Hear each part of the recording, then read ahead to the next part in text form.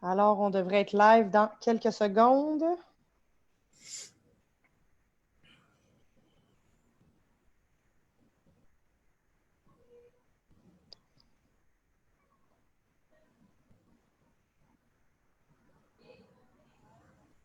Hop, c'est bon, il y a un petit délai. Alors, on est live. On est live. Merveilleux. Alors, bonjour tout le monde. Bonjour à tous. Alors, Pierre, on est ensemble aujourd'hui pour un live enfin. La semaine passée, on n'a pas réussi à se connecter. Merci beaucoup d'être là, tout le monde. Si vous avez des commentaires, des suggestions, vous nous les écrivez dans le chat et on va vous répondre au fur et à mesure avec plaisir. De quoi on parle aujourd'hui, Pierre? Eh bien, écoute, on va juste faire un très bref récap sur ce que j'avais évoqué la semaine dernière, parce qu'on était donc censé être ensemble et on a eu un petit problème de connexion, comme vient de le mentionner Fallon. Donc, la semaine dernière, pardon, je vous ai un petit peu expliqué l'importance de la posture, que ce soit la façon dont nous-mêmes on va se ressentir. Ça va créer une chaîne hormonale, mais aussi la façon dont les autres, euh, dont on va se présenter aux autres, dont les autres vont nous percevoir. Donc, ça a une très grosse importance. L'idée générale, on va dire derrière ça, Fallon va nous donner ensuite quelques petits tips sur les morning routines, les routines du matin. Mais juste par rapport à la posture, se dire grosso modo qu'il y a des postures de puissance, des postures de force, où justement on va essayer de se gonfler un petit peu comme un pan, on va dire, ou à contrario, des postures limitantes, où on va essayer de se recroqueviller un petit peu, on est triste, etc. Essayez de vous dire, j'ai gagné au loto en étant dans cette position-là, c'est pas possible. Puis essayez de pleurer en étant comme ça, c'est assez difficile aussi. Donc tout ça pour dire, la posture va être le lien en fait de nos pensées, mais ça marche aussi dans l'autre sens. C'est-à-dire qu'en influençant notre posture, on peut influencer nos pensées. Donc, sur ce bref récap, je te laisse la parole si tu veux nous expliquer les premiers petits conseils pour le matin. Bien, absolument. En fait, sur la posture, c'est hyper puissant dans le sens où est-ce que quand je donne les conférences, je fais essayer aux gens, pense à quelqu'un qui est tout le temps négatif, que la vie est difficile, que c'est, qui joue à la victime souvent, puis automatiquement, les gens poussent leur épaule, baissent la tête, ils parlent moins vite quand je les fais parler. Là, je leur dis, pense à quelqu'un qui a confiance en lui quand il parle, qui est droit, qui est rassurant. Et tout de suite, les gens prennent une posture d'excellence. Là, vous ne voyez pas complet, mais les mains comme ça posture d'excellence, la tête se lève un peu. Fait que c'est fou à quel point tu peux changer ton état en une fraction de seconde juste en changeant ton état. C'est pour ça aussi que le sport, on va en parler tantôt, mais quand on fait du sport, on change notre état, on change la posture, fait qu'automatiquement, on se sent mieux. Donc, pour ceux et celles qui ne me connaissent pas, je m'appelle Fallon Jean, je suis leader en puissance et coach PNL et cofondatrice des sites Rantem Kickboxing pour femmes. On fait un partenariat avec Chrysalis parce que les deux, les trois entrepreneurs, en fait, on est tous dans le même mindset, c'est-à-dire aider les femmes à augmenter leur puissance intérieure. Et c'est pour ça qu'on fait des lives lundi, mardi, mercredi avec vous et un webinaire vendredi. Je vais vous mettre le lien tout de suite après pour vous inscrire pour notre webinaire de vendredi. Donc aujourd'hui, j'ai envie de vous parler de la routine matinale. C'est un de mes sujets préférés, surtout en temps de crise. La routine matinale, c'est quoi? En fait, c'est le Miracle Morning. J'ai rien inventé. C'est un livre, Tout se joue avant 8 heures de Hal Elrod, qui est excellent comme livre. Si vous avez tendance à procrastiner ou avoir de la difficulté à vous mettre actif, c'est un livre excellent. Donc, le soleil, je pourrais vous le mettre dans les commentaires en images. Ce que ça veut dire, c'est de prendre 1 minute par lettre du soleil pour créer une routine matinale. Souvent, les gens me disent, moi, je n'ai pas le temps de prendre le temps le matin pour me grounder, tout ça. Utilise le mois d'avril pour prendre cette habitude-là parce que tu as plus de temps. Et ensuite de ça, tu pourras la garder. Et en plus, ça dure seulement 6 minutes. Fait que si tu n'as pas 6 minutes, il faudrait réévaluer tout ça. Mais un 6 minutes bien investi, puis quand tu as des matins vraiment trop pressés, au pire, tu l'as fait dans la voiture. À part la partie méditation, les yeux fermés, c'est moins bon quand on conduit. Mais sinon, tout le reste, tu peux le faire en voiture si tu es vraiment trop pressé. Mais pour ma part, la routine matinale, ce que ça m'a permis, c'est à tous les jours de me reconnecter avec moi, me demander comment est-ce que je vais, comment est-ce que je me sens, qu'est-ce que j'ai envie d'accomplir aujourd'hui. Et ça me permet d'être puissante un peu plus à tous les jours. Et tous mes clients me le disent, waouh, une chose que je fais une routine matinale. Je vous le dis que ça dure 5 minutes, 15 minutes, 1 heure. Tous les grands leaders ont une routine matinale différente, mais ils ont tous un rituel de puissance le matin pour se mettre dans un bon état. Donc, le soleil, ce que ça dit, c'est 1 minute par lettre, S pour silence. Donc, tu vas passer, tu te réveilles, let's go, 1 minute de silence juste pour respirer, voir comment je me sens, qu'est-ce qui est là, silence total. Le O pour objectif, tu peux l'écrire dans un cahier de notes. J'ai des workbooks disponibles sur mon site web que mes clients reçoivent. Donc, le O pour objectif, tu écris tes 3 objectifs de la journée. Tu sais, pendant le COVID, où est-ce que si tu es un entrepreneur, tu as sûrement des trucs à faire, des suivis, mais sinon, peut-être que tu peux décider que tes 3 objectifs, c'est écouter au moins un film aujourd'hui pour me reposer, aller jouer dehors avec mes enfants et faire le ménage du garde-robe d'entrée. Mettons, ça peut être tes 3 objectifs, mais au moins, tu as un but à atteindre aujourd'hui. Fait que c'est quoi tes 3 objectifs? Dans le soleil, ensuite, il y a le L. L pour lecture. Je suis consciente qu'une minute de lecture, tu ne finiras pas ton roman rapidement, mais au moins prendre l'habitude de lire un peu plus à tous les jours, juste pour créer le pattern de le faire tous les jours. Puis ensuite, tu pourras dire, tu vois, soleil, ça me convient, mais le volet lecture, j'aime mieux prendre 5 minutes ou 10 minutes pour le faire. Quelque chose comme ça. Lecture, ça peut être juste des cartes de pensée positive, une application avec des pensées motivantes de la journée. Fait que ça peut être ta lecture. Le E pour exercice. Là, tu es en train de me dire 1 minute d'exercice, on n'ira pas loin avec ça. Effectivement, tu ne peux pas t'entraîner pour un marathon avec 1 minute d'exercice par jour.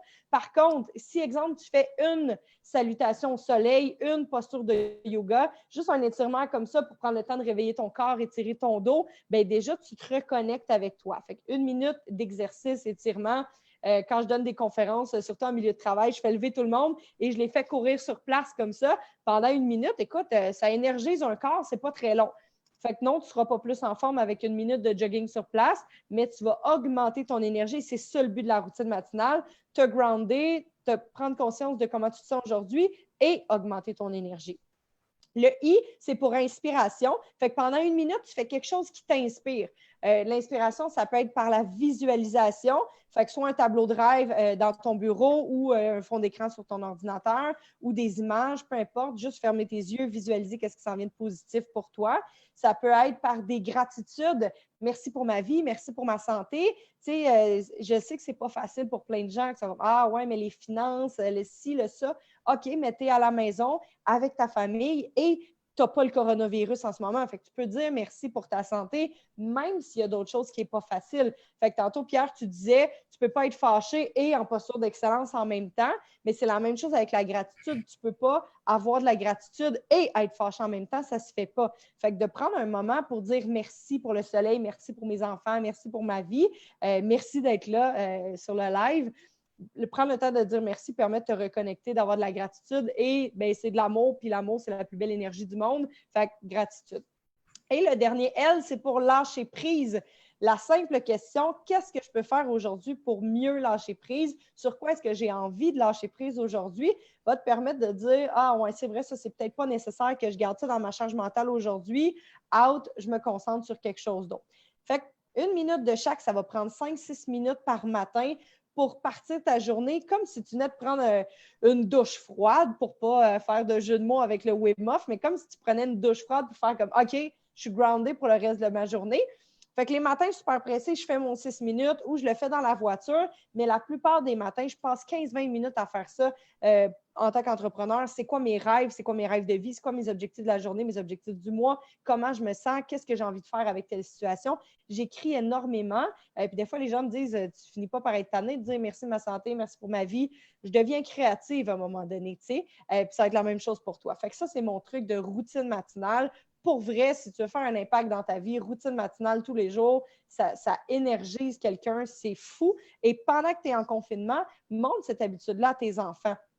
demande à ta petite fille de 4 ans pourquoi tu dirais merci aujourd'hui. Puis là, elle va se poser des questions, elle va se dire qu'est-ce qu'il me dit là. Puis tranquillement, pas vite, ton enfant va développer l'aptitude à dire ah, ben merci pour ma maman, merci pour mon papa, merci pour mon petit frère. Puis tranquillement, pas vite, ça va créer une énergie encore plus belle avec ton enfant qui va se tourner vers le positif au lieu de dire ben là, je ne peux pas jouer avec mes amis aujourd'hui. Tranquillement, va réussir à accepter ça. Alors, c'était ça pour la routine matinale. Ceux et celles qui veulent, je pourrais vous envoyer le lien là, pour bien faire la routine matinale. Il y a deux choses que j'aimerais vraiment bien mettre en avant dans tout ce que tu as dit qui est super intéressant, mais deux choses vraiment majeures qu'on entend un peu partout, surtout ces derniers temps.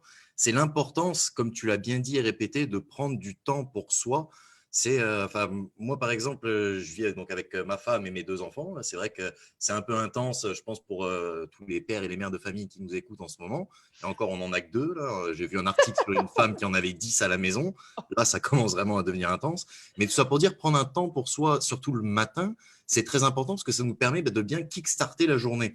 Il y a un livre qui a été un New York best-seller que vous pouvez aussi retrouver en conférence assez courte. Je crois que vous pouvez la trouver, ça doit être 3 à 7 minutes, là, cette conférence-là, qui s'appelle Make Your Bed. Start by Making Your Bed. C'est l'admiral William H. McRaven qui a dit ça. Et en fait, c'est génial comme talk, là. Et il explique qu'une bonne action va entraîner une autre bonne action. C'est-à-dire, c'est un cercle vertueux. Un petit peu comme on pourrait comparer, on fait que dire les riches deviennent de plus en plus riches, les pauvres deviennent de plus en plus pauvres. Mais pourquoi? Parce qu'ils build up et ils continuent à emmagasiner des bonnes choses sur leurs bonnes habitudes. Donc, c'est ça un cercle vertueux. Et le fait de commencer avec ça dès le matin, 1 minute de lecture, oui, comme tu as dit, Fallon, c'est sûr qu'on ne va pas se lire un livre comme ça là, en une semaine si on fait que 1 minute de lecture par jour. Mais c'est comme du sport. On met les neurones comme un moteur diesel qu'on est en train de commencer à démarrer, faut le temps que le cerveau se mette en route aussi.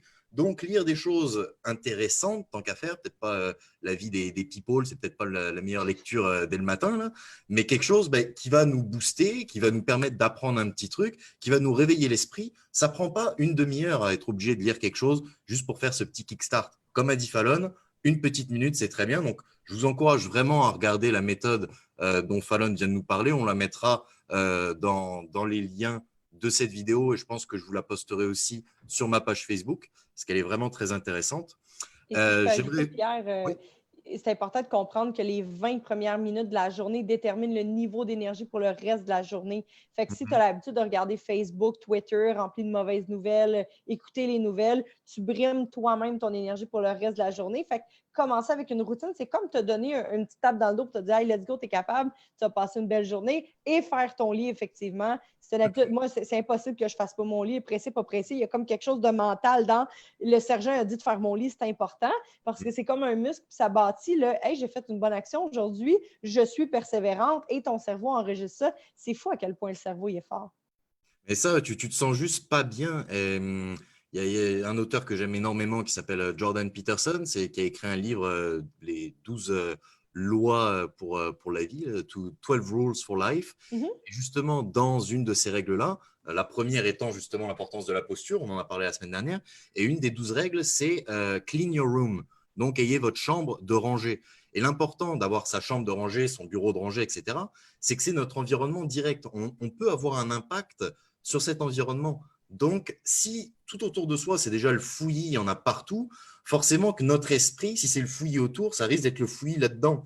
Donc, d'avoir déjà son espace de travail de bien rangé va permettre d'être un petit peu plus clair aussi dans son propre esprit. C'est un petit peu, on revient toujours un petit peu à cette même chose de cercle vertueux, mais là, il y en a beaucoup qui peuvent nous écouter puis qui peuvent se dire « Ah, c'est bien beau vos histoires de routine, ouais, je comprends que c'est utile, je comprends l'idée de la méditation, je comprends même l'idée du sport, mais clairement, j'ai pas envie, j'ai pas la motivation, c'est bien beau, vous êtes bien fort, mais c'est pas pour moi. » C'est assez souvent ce qu'on va entendre, même enfin, nous aussi, des fois, c'est compliqué de se forcer pour faire quelque chose, que ce soit du sport, de la méditation, de la lecture, bien manger, tout prend un effort de toute façon. Donc, c'est vraiment très important de se dire déjà deux choses. La première chose, il y a 30% des choses que l'on fait dans la journée qui se font en automatique, c'est-à-dire ça devient des habitudes, on réfléchit même plus à comment on fait ce qu'on est en train de faire. Je suis sûr que ça vous est déjà arrivé, vous étiez dans votre voiture en train de conduire, vous partez dans vos pensées, c'est un petit peu votre inconscient qui prend le volant, et puis 10 minutes plus tard, vous arrivez chez vous et puis vous dites, ah ben mince, j'ai même pas vraiment rendu compte de ce qui s'était passé. Ça fait partie justement des 30% qui se passent en automatique, en pilote automatique. Donc, essayez de prendre conscience de ce que vous faites en automatique pour essayer petit à petit de le changer s'il y a des choses à changer, d'incorporer des nouvelles routines, même si j'entends bien, et ça c'est un gros sujet, la résistance au changement qui a été étudié par Crozier notamment, c'est des personnes qui ont vraiment poussé l'étude de ce sujet-là à fond.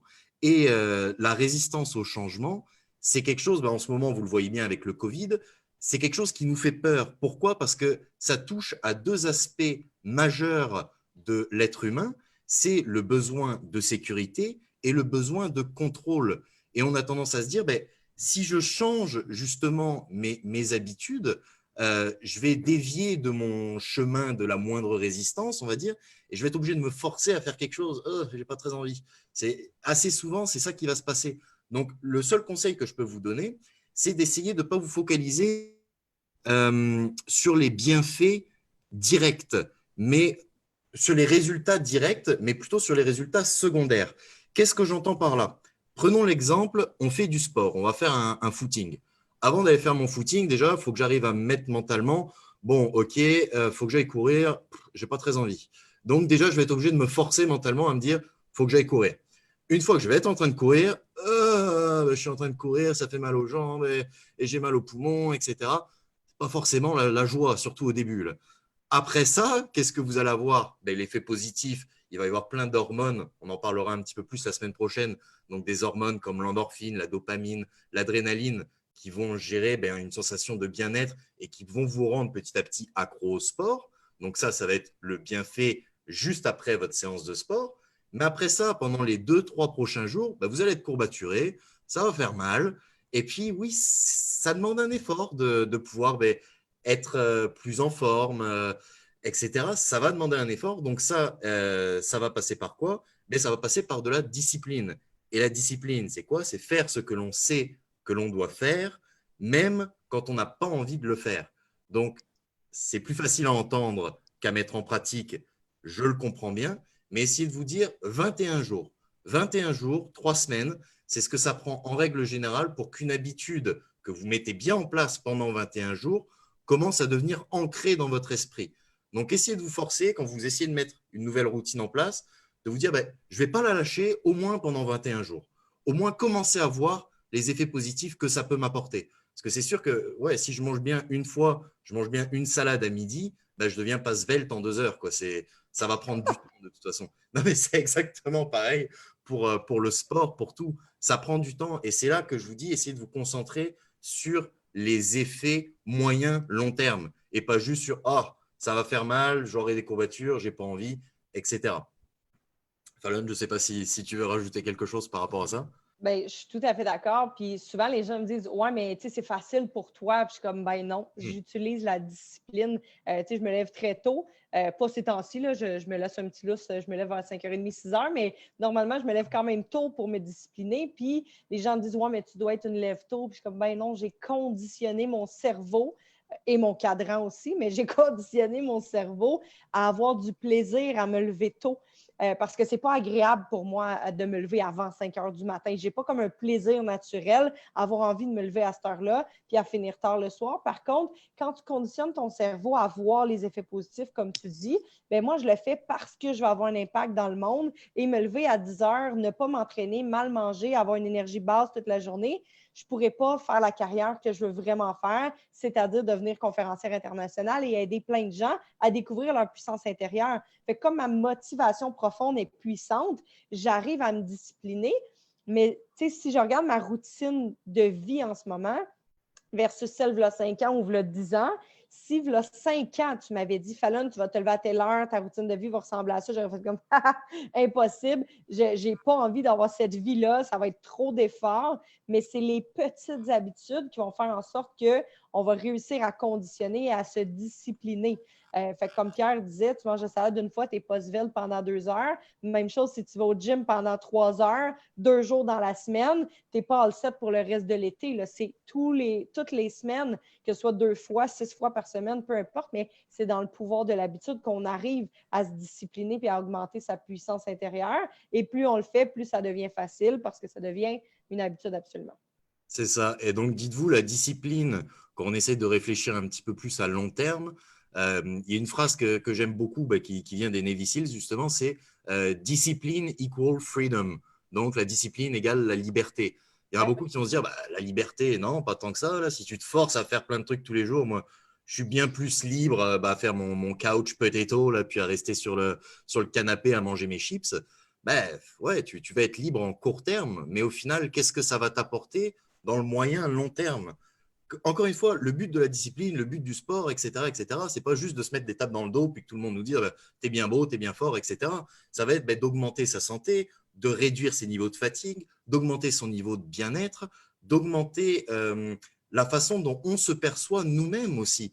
Et ça, quand on arrive à bien se percevoir soi-même, ça va aussi aider les autres à bien nous percevoir. Donc, encore une fois, ça n'a que des effets positifs, mais faut démarrer, faut être capable de se lancer. Et c'est ça le plus dur, c'est de faire le premier pas, justement. Et une fois que vous faites ce premier pas, essayez de vous y tenir, pardon.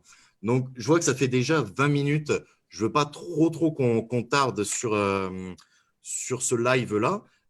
J'aimerais juste quand même vous dire quelque chose qui, moi, m'a beaucoup aidé, surtout quand j'ai voulu changer de passer d'une activité salariale à une activité d'entrepreneur. Ça a été de chercher des sources d'inspiration. Qu'est-ce que j'entends par source d'inspiration? Eh bien, ça va être peut-être de regarder des TED Talks. Peut-être qu'il y en a qui n'en ont jamais entendu parler. TED et Talk, TALK. Vous tapez ça sur YouTube ou même ils ont un site. Ils ont plein de sujets différents qui passent de la motivation. Enfin, il y a vraiment tout là-dessus. Essayez de regarder, vous verrez l'histoire des gens. Ben, comme Fallon disait, on entend souvent les gens dire ah, bah oui, mais c'est facile pour toi parce que si, parce que ça. Non, c'est pas plus facile pour moi que ça l'est pour toi. Là, on a tous nos propres limites, on est tous conditionnés. Si j'ai vraiment envie de dire, oh, je suis une victime parce que si, parce que ça, et puis le monde s'acharne sur moi, etc., je trouverai toujours des raisons pour le faire. Donc, essayez de vous inspirer aussi d'histoires d'autres personnes qui, au final, avaient peut-être commencé peut-être avec des circonstances qui étaient encore plus difficiles que les vôtres et qui pourtant ont réussi à devenir des succès dans ce qu'ils ont choisi de faire. Comment est-ce que ces personnes-là ont réussi? Pourquoi est-ce que si ces personnes-là ont réussi, vous ne pouvez pas réussir? Ben ça, c'est quelque chose que je me suis vraiment répété et répété à fond. Il n'y a qu'une seule façon d'échouer à quelque chose pour sûr, et c'est d'arrêter d'essayer de le faire, tout simplement. C'est d'abandonner, d'essayer de le faire. C'est sûr, regardez par exemple avec mon entreprise, c'est sûr en ce moment avec le Covid, c'est pas la joie au niveau des camps, parce que il ne peut pas y avoir 2 camps donnés en ce moment, mais ça ne veut pas dire qu'on lâche l'affaire.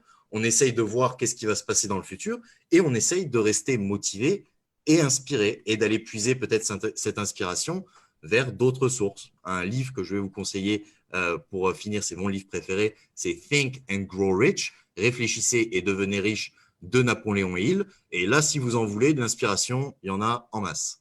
Donc, Absolument. un très, très bon livre que je vous conseille grandement. Pour tous les entrepreneurs, en fait. Monsieur, madame, tout le monde aussi, mais tous les entrepreneurs devraient avoir lu ce livre-là. Déjà, si ce n'est pas fait, faites-le maintenant. C'est un des meilleurs livres à vie, clairement. Puis aussi, s'inspirer des gens, c'est une super bonne idée, vraiment. Et savoir pourquoi, parce que ces gens-là, quand ils ont réussi, c'est parce qu'il y avait un pourquoi assez fort.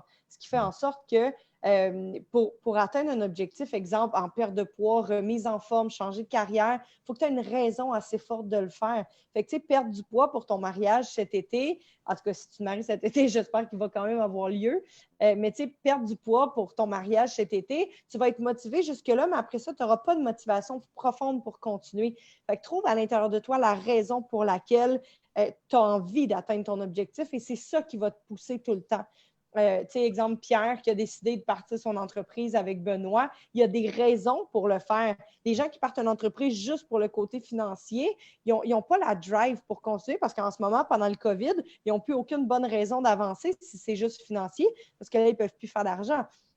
Fait que c'est là où est-ce que les finances en affaires, c'est hyper important, mais avoir une raison assez forte pour continuer malgré les défis, parce que quand vous allez décider de vous remettre en forme, de faire une routine matinale, de manger mieux, de démarrer une entreprise, vous allez en avoir plein des défis. Fait que quand tu as une raison assez forte, malgré les défis, tu vas continuer pareil. Fait que vive la discipline. Ah, vive la discipline. Puis le start with why, c'est super important. Donc, commencez à vous demander pourquoi. Il y a justement une vidéo que vous pouvez regarder.